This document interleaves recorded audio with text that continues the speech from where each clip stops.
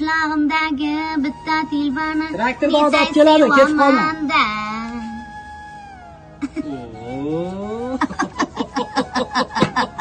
Oh, Jennifer Lopez, xijolat. Shundaymi? Qishloqda to'y bormi deyman-a? Voy, to'yda muhim ish bor. Gapmi? Yo'q, sizga bugun gapim yo'q. Ey, qayerga ketyapsan deyapman. Referendumga. Referendum emas, referendum bo'ladi. Dadasi, bilasiz-ku, men PPni eshitib bilmayman, Farhod aka. Shu ismimni ham bir to'liq eshitmay o'taman-da. Onasi qo'yin. Bugun bolalarga qaraysiz. Sigirlarni sog'asiz. Qo'ylarga yem berasiz. Tovuqlarning tuxumini oqini oqiga, oppog'ini oppog'iga ajratasiz. Tushundingizmi? Qaytaringchi.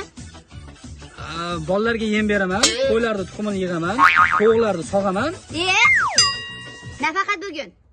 Har kuni shu ishni qilasiz. To'xta, qil o'zing hammasini. Nima u? Eshitmadingizmi? Nima eshitaman?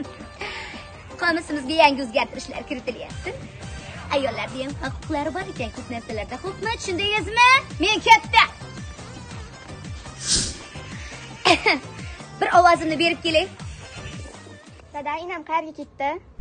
Ha, qizim, enang endi kuchaydi-da. To'xta.